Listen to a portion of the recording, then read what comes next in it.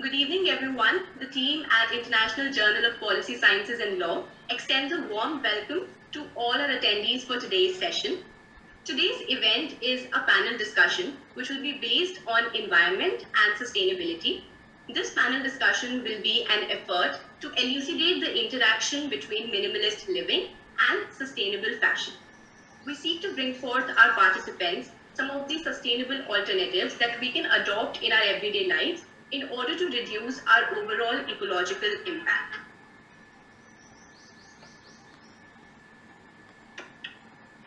I would now like to extend a warm welcome to our panelists for today. Our first panelist is Dr. T.P. Shashikumar. Dr. T.P. Shashikumar is a renowned space scientist, educationalist, and motivational speaker who advocates minimalism and empowers people to adopt sustainable alternatives.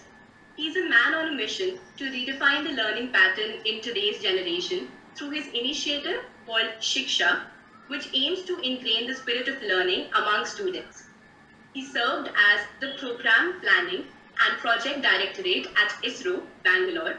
He went on to serve as the Deputy Director at Directorate General of Security, Cabinet Secretariat, New Delhi, before taking a voluntary retirement in 2009.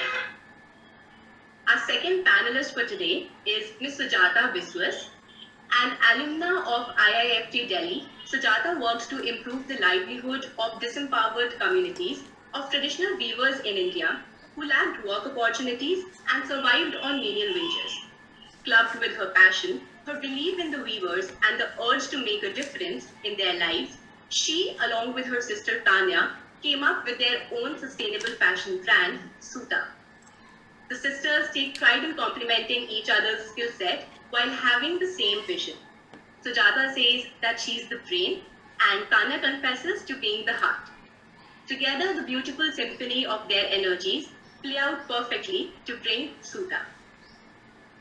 So, our last panelist for today is Ms. Unmana Ranjan. She strongly espouses the need to empower women artisans who will grow personally and professionally with her brand. At Aras, they help women artisans to achieve more employment at fair wages and livelihood opportunities while keeping alive the cultural heritage of our beautiful region of Northeast India. So now we'll start with the discussion. So keeping in mind the scope of our discussion today, I would like to ask a very pertinent question from all our panelists. It would be intuitive to hear all of you out. So do you think true zero-waste lifestyles are genuinely practical in the life of today? We'll start with Dr. Shashikumar.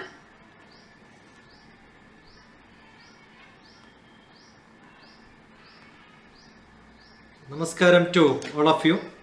I understand our panel member like Sujata and Unmana, right? Pronounced it correct? Had practical experience of making something happen. Is it possible to have a standard of life reduced from what we have today? Is a counter question which will have to be answered when you ask, is it possible to create zero waste? The whole universe in the equilibrium, there is nothing called waste, which are used by somebody or other. Maybe somebody doesn't use it. It goes to some other creature, some other animal, some other pest, maybe some other Bhudaganas, that's what we call. All other Buddhas other than the humans. But how can you have a lifestyle where probably what we think is waste is quite useful for somebody of our brothers and sisters in other part of the world? That if you call it as waste, yes, probably 1/10 of the waste which goes from our plates, what we eat, is good enough to feed the rest of the world who are otherwise dying in poverty. We are discussing this at the time of COVID. Do you know the number of deaths which is out of COVID is far less than the number of death which happens out of hunger. The hunger death is much more than the COVID death which we have in 1 year. But still people are worried about COVID death because the COVID affects both rich and the poor. But the hunger affects only the poorest. The concern is more when the rich is affected. And I am telling you, the 10% of the food what is wasted by 25% of the richest people in their dining hall is good enough to feed. I am from a farmer's family from you are mentioning that northeast. I am from the southwest of India.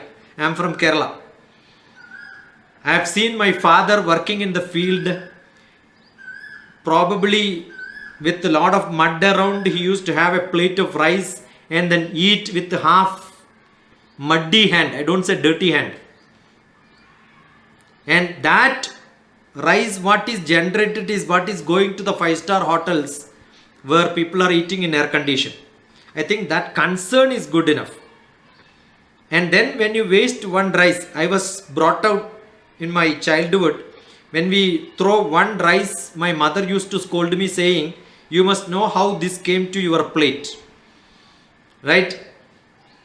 Why do we call it? But still we will give it to we used to have a lot of pet animals, we used to feed them. So it's not waste. But today, we don't even have open water for most of the animals. When I go back to my village after 40 years, I don't see squirrels which were there in my village today. No birds, because there is no water available. We have closed all the water wells, no? We don't have drainage open pipes. If open pipe is there, at least a dog will drink, or maybe some birds you will see drinking them. Now, no. Unless you keep them as pets, rest of them are useless for us. That's how we have determined. I think it's all relative. No waste is impossible, but less waste or more waste, minimum or maximum, depends on what is your lifestyle and what you define as minimum. Minimum for a rich is different from minimum for a poor. Lavish for a rich is different from lavish for a poor. So this is what I wanted to tell you as opening remarks. Thank you, sir, for those great words. What are your opinions, Mr. Jatta? Hello everyone, good evening, and it's such a beautiful discussion. And Dr. Shashi Kumar just said such a nice thing which we all know, but then we don't talk about it much. To hear our panelists out right at the very first question. So now, without further ado, I would like to commence with our first panelist, Dr. T.P. Shashi Kumar, who will start addressing the audience now. Before that, we have Dr. Shashi Kumar's message for today's generation.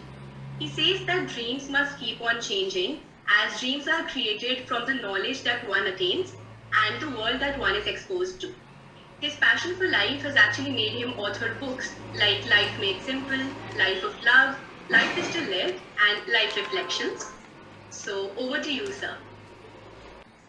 Let's start from where you stopped. LIFE, life. Live in full enjoyment. Learn in full enjoyment.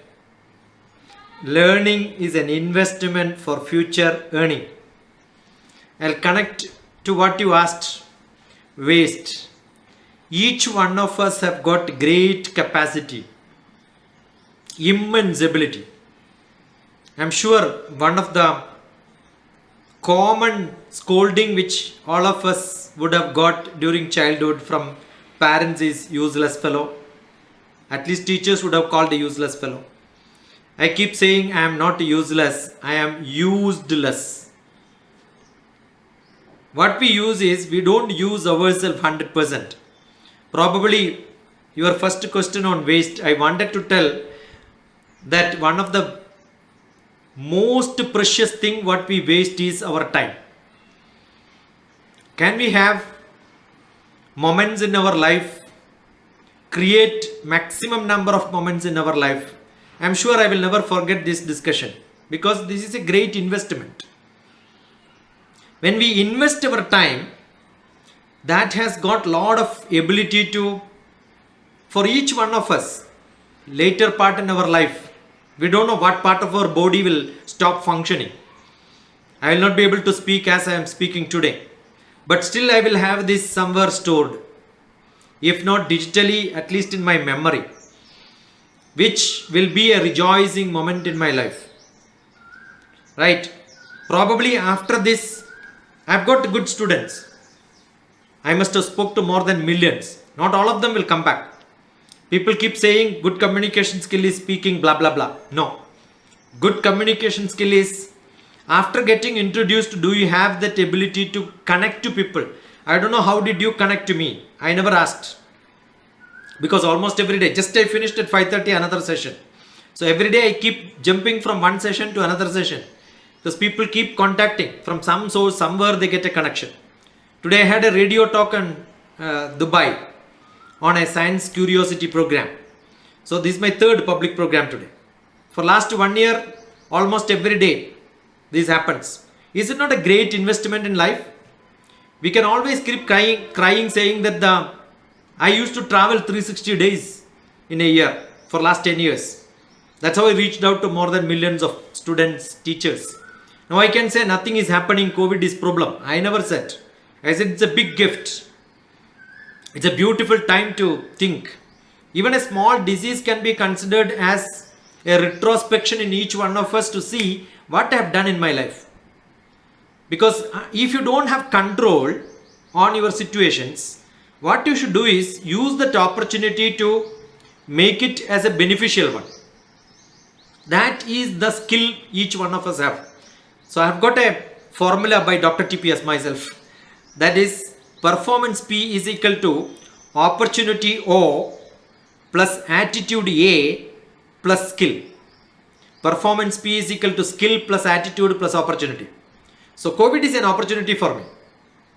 I have got my attitude. I have to change myself, move into the new situation, so that instead of waste, I can become an investor. My time is my investor. My contact is my investor. My connection is my investor. There is a great mathematics principle in graph theory. I am basically a mathematician, which says you have 4 people to connect. The 5th fellow will be whomever you want in this world. It's as simple as that. Think of someone you want to connect. It is very simple to connect. So that possibility we have as human being. As social being, be social. As human being, be human. Being human, being social. That is our strength. Encash on that. And communicate as much as you can. Priya vakya pradhanena sarve tushyantu jantavaha tasmat tadeka vaktavyam vachaneka daridrata. Nice words you can tell somebody, that is the best investment which you can do. For which you need not invest anything from you. No daridram. Don't become conjuice in that. And I'm sure, and if you have sufficient stuff with you, you will be able to communicate to anyone. So you need a lot of pre-preparation. That's a pre-preparation investment you have to do so that you can speak to many people on different topics. That ability we have. That has to be the aim of every individual who want to live in this society with 3 aims only people have. To become more famous. We want to keep our own footprint. Every one of us. That is our first desire. Second one, we want to make sufficient money. Sufficient enough. You have to define what is your enough. And third one, to get educated as much as we want. Each one of us have to know what we wanted to get educated. The last one, what we get out of all these is happiness. Not a temporary, much longer happiness. And that longer happiness is what we want to get. That's what the Maslow's principle. All the materialistic thing is in the first. And then you reach into a self-actualization. And that, when it comes to you, you will know. You will create moments. Every moment becomes a moment. That's what I wanted to tell you. Thank you so much for your valuable words, sir. They were indeed insightful. Um, our next question is, how can a student practice a sustainable lifestyle? So considering the fact that Dr. T.P. Shashikumar is associated with so many students, that too on a daily basis, we would like you to take this question up.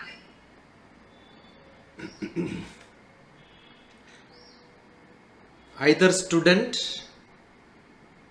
the students gets two feeders. One is teacher and the other one is parent.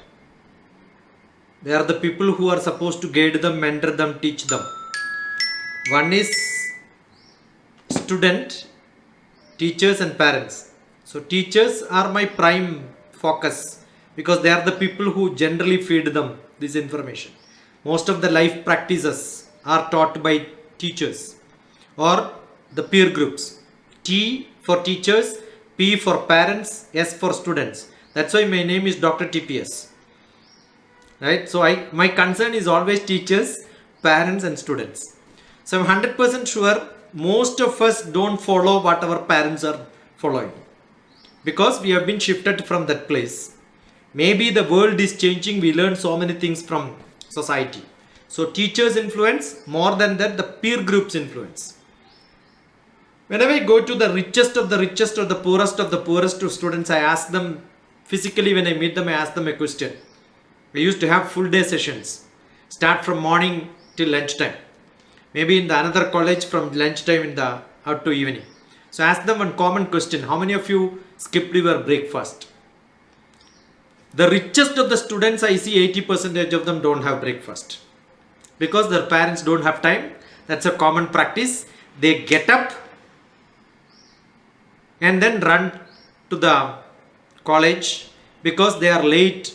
Tushni bhavam. They don't wake up early morning. That's not a practice. So the lifestyle first changes your waking time. Most of the people have the bad habit of waking up and delaying getting up. That's what Vivekananda told Tushni bhavam. They pretend that they are sleeping. One of the biggest waste, I said, it's a human waste. They pretend that they are up, but they don't. That's the right time to learn a lot of things in our life. Morning itself is starting with the laziness. If that can go, have good breakfast like a Raja. If your tummy is not, Madhya Pradesh is not filled, Uttar Pradesh will never get filled. So as students, if you want to learn, you should at least fill minimum. So how much to eat? Just now I finished a class on life practices, living practices. Midam bhuktva shadam japtva patashadam shanai vama bhage shayanasya bishagim kim prayojanam. How much to eat, when to eat, how much water to be taken, what sort of practice you should have, what to eat. All these are your pattern of lifestyle. Whether you should have lot of exercise or do what you wanted to do in your minimum life to maintain. Most of the activities which we do with our physical activeness is good enough to create a basic physique. I lived in Delhi. I used to travel to Northeast most of the years earlier. I have traveled to Kailash. I have no problems in life. Even if I eat more or less, that doesn't make a lot of differences. It's the way you maintain your health more important. Those who are eating more or eating less also can have similar diseases. So what is essential to maintain a normal practice which you are accustomed to? So each one of us have got a tradition. The people who eat in the northeast and the southwest, people eat boiled rice. That is because the climate makes the paddy to fall in water. To make it sustainable, the only method is to steam it and then preserve it. That's how boiled rice become practice. Bengal, Assam, and then you come to Kerala. But the rest of the place, there are no great flood. We have a raw rice. Some people have wheat. But where water is not there, millet is what is a substitute for rice. So what you eat depends on where you live. What is the climate which you have? Geography is important. That determines your lifestyle. What is traditionally in your gene, if you sustain that, you will become healthy. Therefore, it is not a unique lifestyle. When we go to America and stay, it's entirely different. Sun is a great wisdom. When sunlight is there, people are jumping out, no, because once in a while they get sunlight. It's a good day today. What it means, you are able to see sunlight. But I am sure I am staying in Hyderabad today, we will not tell we are able to see sun, therefore it's a good day, right? We'll say heavy rain, therefore it's a good day. So I am sure what is required for you to have a lifestyle. People in Andhra Pradesh will eat lot of mirchi. That's why mirchi is common here. The chili, red chili comes from Andhra Pradesh. Why? Because if you want to eat, you need lot of pickle. You have to eat lot. Because you have to work 6 hours away from your house where water will not be available. So you will have to have a lifestyle, depends on what practice you have, what is your profession. It has to be seen together. If you don't see the life along with your work which you do, today just now I was telling, don't do upavasas people who are working. You can do upavasa only when you don't work. Because upavasam means sit beside God. That means that day you will not even go out of your house. So there are methods of making your body perfect. I am 60 kilogram for last 30-35 years. No plus, no minus. Right? Irrespective of where I stay and what I do, or I am at home at rest. But I keep saying, people saying that 1 year I am sitting at home, I increased 5 kg. Somebody the other way is telling he is contesting election, therefore he has to go around, therefore he reduced 5 kg. That is not. That means you are not using the minimum exercise. Minimum exercise, what is required for you? If you do over exercise, that becomes a big problem. We are living in a world where everything is commercial. Breathing itself has become commercial. People at the age of 60 will start learning how to breathe. Right? And our traditional yoga says, Adhivyayama madakaso jara shardishcha jayade. If you over exercise yourself, you will fall sick.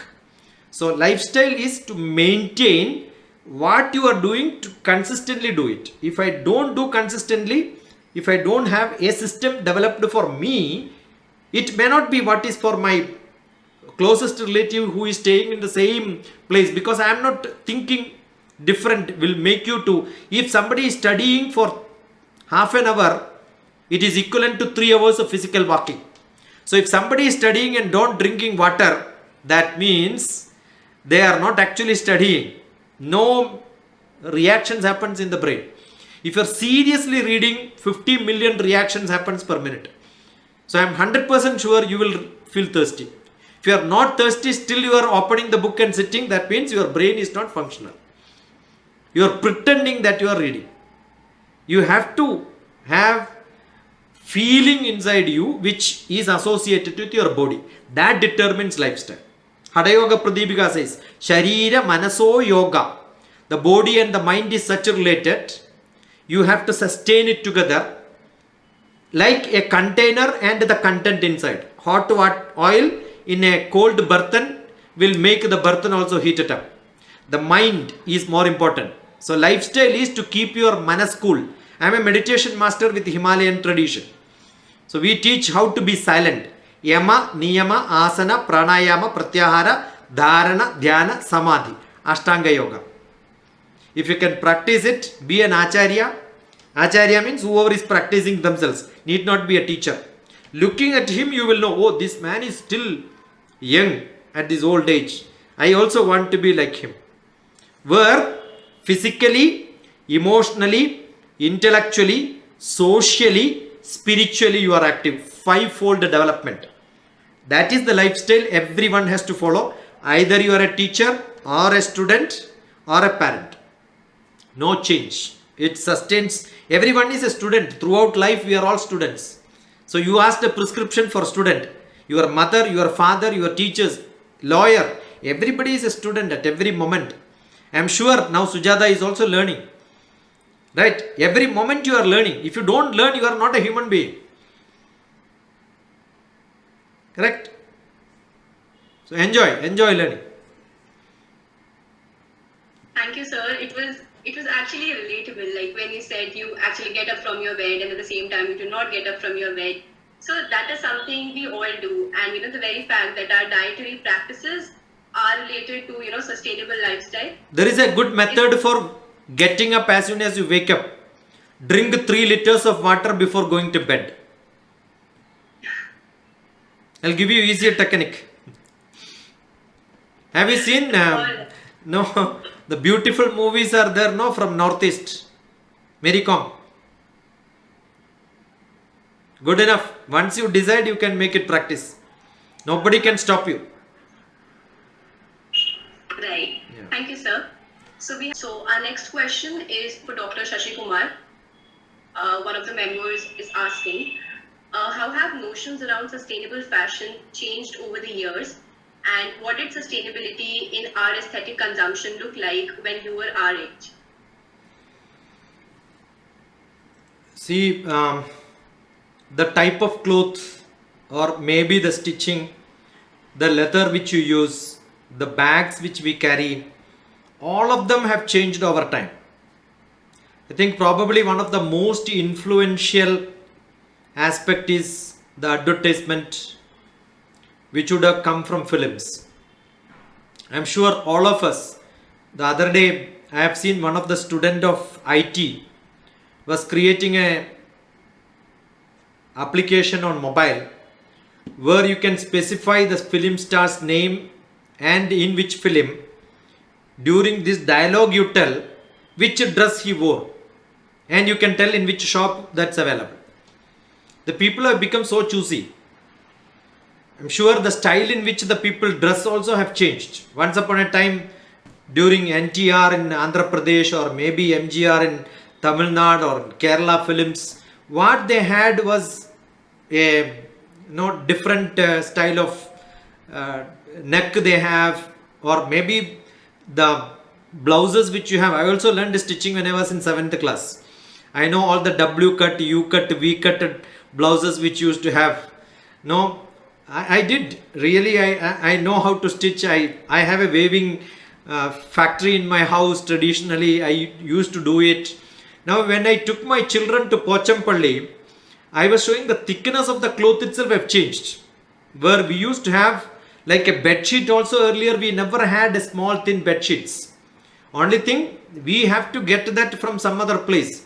Now today Tamil Nadu is a great place where they have the banyan clothes which is entirely different style, which was not a practice at all. One is the producer produces. There is a saying, no, technology runs fast and the user goes behind it. It is not that the invention is based on somebody's requirement. That's an old proverb that has gone. No requirement, no mother, no father, no brother, no sister. It's producer who decides how the market runs. So I'm 100% sure if you know how to market it well, either it could be a factory outlet, or it could be a advertisement, or it could be an exhibition. You know how to. I'm a MBA professional, so I teach the consumers' behavior patterns and how do you market. So I'm 100% sure either the factory or the producer knows how to market it well.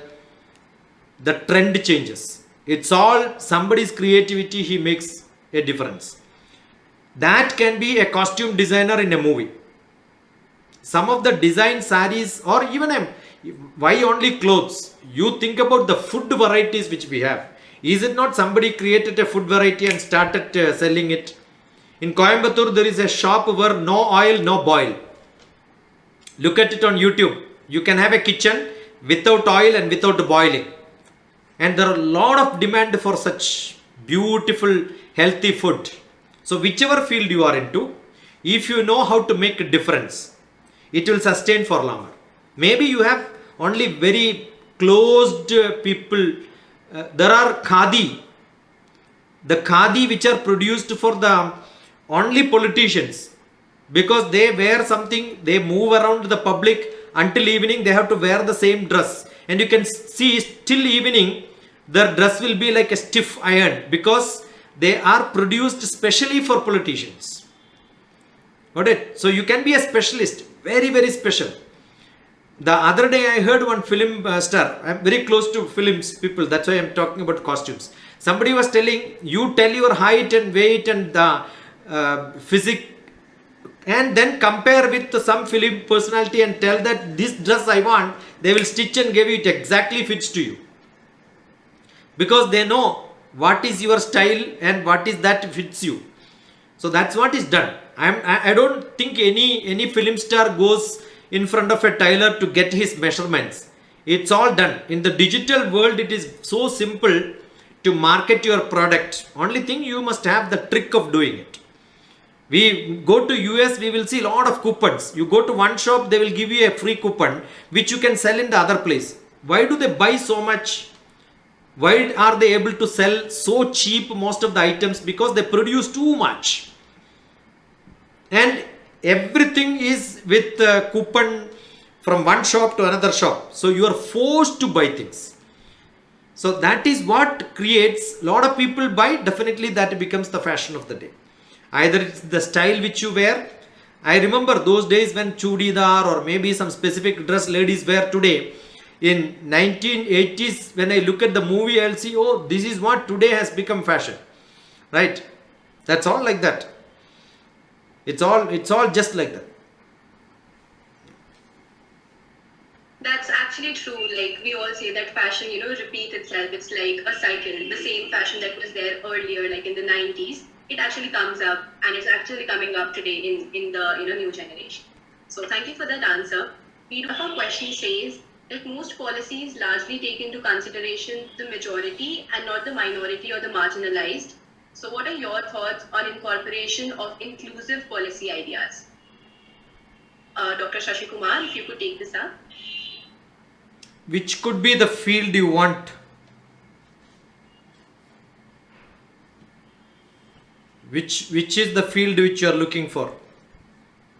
So basically, since our theme is sustainability and we're talking about green consumerism and zero-based lifestyle, we would like to know about policies that are related to these themes, and like as to how can they be made more inclusive, especially for the minority or the marginalized sections.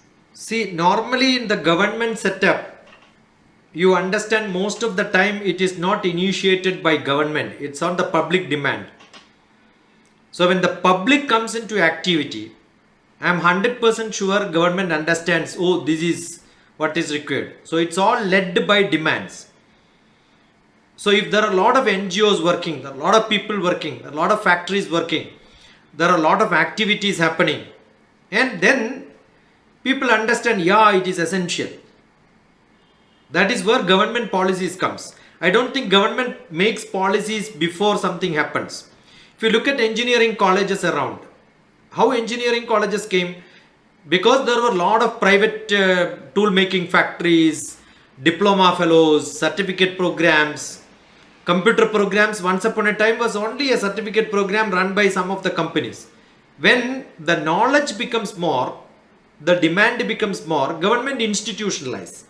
That's what makes it to policies. So I'm 100% sure all the role players like normal societies which starts with creating their own products, and then that multiplies in different places. People understand, yeah, there is a requirement of such a institutionalized program. We need a ministry for that. That's how they create a ministry. The fishing also was never part of government programs. The ministry for fishing in the central government came much later. Got it? So it keeps happening. Now just now you are talking about the pre-owned clothes. I don't know, tomorrow you can see maybe after 30 years from now there may be a minister for pre-owned clothes. No? Government can decide that owner needs a quality testing. Then needs somebody has to certify. Only when it is to be cleaned and washed in. When people dump a lot of items, I don't know whether you have seen in Delhi, lot of the doctors will have an overcoat which is the white one, which are all seconds. 50 rupees you get on the roadside. It all comes from different countries. Only thing you have to clean it well. Looks like pretty new. It's all pre-owned shirts because those people don't have aim to buy. Some day will come when this will become part of the government system. They will start importing from different places. I am sure you look at Tanzania or some of the small countries, The pre-owned cars are imported by government for supply in their country from the Gulf. Got it? And what will happen in a Gulf country when there is a small scratch or one accident, they will just throw it in the dustbin. It is not people who are controlled. It is the government who controls, because they know if you have to evaluate, pay the insurance, make this happen. There is no dust also in. If you have a small one scratch in the car in your car in the Gulf country, police will catch you. Why there is a scratch? Tell me, answer this. Repairing your car becomes not your responsibility. That becomes government responsibility. They will catch if you have a small scratch on your car, because they don't know where you have hit, who has hit you, from where did you get this scratch. You will have to answer. With a scratch, with the dust, you cannot run vehicle in that country. So they made a policy. Why did they make a policy? Because they are able to sustain that policy there. So policies are owned by your sustainability, your credibility, your way of life, and what you want to do in your country. That will be defined by what is your GDP, what are the products you are generating, who are the creators, then policy will come. The space policy did not come before the satellite was made. First the satellite was made, then the policy came. When somebody asks, what are you going to teach? I'll tell you, let me get the students, then I will decide what to teach. Why should I make a syllabus and then hunt for students? Let there be some students, then I will see where you will get recognition. So that is what happens. I am 100% sure all that is run by entrepreneurs. I have given sufficient number of lectures in entrepreneurship. They change the world. Policies are not defined for entrepreneurs. Entrepreneurs make the policies and then government will implement it. That's the power. Changes happens only from people not in power. And if you can make change, government will accept it. If you are powerful. That's what is required. Thank you so much for that insightful answer. So, keeping the interest of time in mind and for the convenience of our speakers, we will not be taking up more questions. However, you can feel free to share your questions with us via the email that is mentioned in the chat box. So that was indeed an invigorating question and answer session. And I would now like to take this moment to thank Dr. Shashi Kumar, Ms. Biswas and Ms. Renja. Team IJPSL is deeply grateful to you for gracing us with your presence today. When planning such an event, it is imperative to gain the participation of experts in that field. So your willingness to share your time and expertise with us on the concepts of minimalism and sustainable fashion was critical to the success of this event. So we hope that the mission we aim to set forth, on shaping the young scholars through the medium of this event endures even after the event is over. Thank you everyone for joining in. IJPSL is deeply grateful to all of you. Lastly, we would like everyone to give us a feedback, and you can fill in the feedback form. The link to the same can be accessed in the chat box. Thank you participants. Thank you dear speakers. We really had a great time with all of you. Thank you all of you. It was a great day seeing the young entrepreneurs, business people. Wish you all the best. God bless you, each one of you. Thank you. Thank you so much. Thank you. Gulmana will connect with you.